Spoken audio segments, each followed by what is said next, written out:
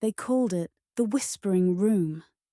In the heart of the old Grayson Asylum, hidden behind rusted locks and decayed wooden doors, Room 616 was a place of unspeakable horror. Staff avoided it, patients screamed whenever they were wheeled past it, and the few who dared to enter were never the same again. It had been sealed for decades.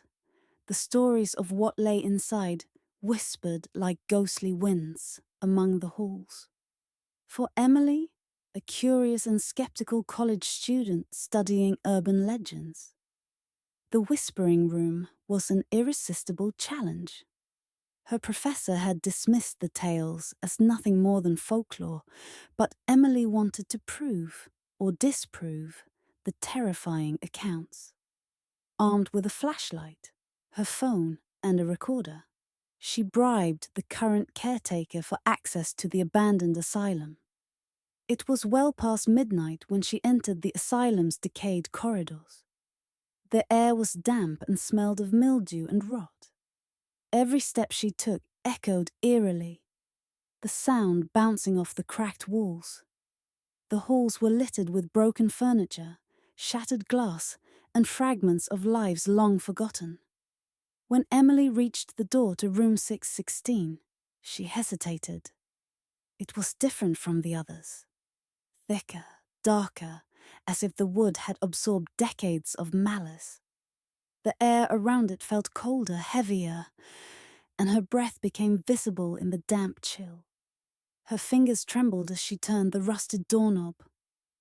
The door creaked open, revealing darkness so absolute it seemed alive. Her flashlight barely penetrated it, the beam swallowed whole by the black void. She stepped inside, her recorder clutched tightly in her hand, the red light blinking steadily. The door groaned shut behind her, and the room plunged into a silence so profound that even her breathing seemed muted. Then came the whispers. At first, they were faint, barely audible over the pounding of her heart. A soft, indecipherable murmur that seemed to come from every corner of the room. She swung her flashlight wildly, revealing peeling wallpaper, a decayed wooden chair, and graffiti scrawled across the walls. But no people. No sources for the voices. "Who's there?" she called, her voice cracking. The whispers grew louder, overlapping and swirling like a chaotic storm of words. Some sounded pleading, others mocking, and a few angry, guttural, and filled with malice. The air grew colder and she could feel it. Something watching her. Something waiting. Suddenly, her recorder crackled to life. She hadn't pressed play. A voice, distorted and dripping with malice, growled through the tiny speaker. "Why have you come?" Emily dropped the recorder, the sound cutting off abruptly as it hit the floor. Her flashlight flickered and she heard it. A wet, dragging sound, like something heavy being pulled across the rotted wood. She spun towards the noise, but there was nothing there. Just empty darkness. "No," she whispered to herself. "This isn't real." But then the shadows shifted. A figure emerged, thin, gaunt, and impossibly tall. Its limbs were elongated, its fingers stretched into grotesque claws. Its face was pale, featureless, except for a wide lipless grin filled with sharp, jagged teeth. The whispers turned to screams, echoing around the room, as the figure took a slow, deliberate step toward her. Emily stumbled backward, her flashlight shaking. The beam landed on the walls and her stomach turned. The graffiti wasn't graffiti at all. It was writing. Words scrawled in what looked like dried blood. They repeated over and over. "We see you. We see you. We see you." The figure lunged.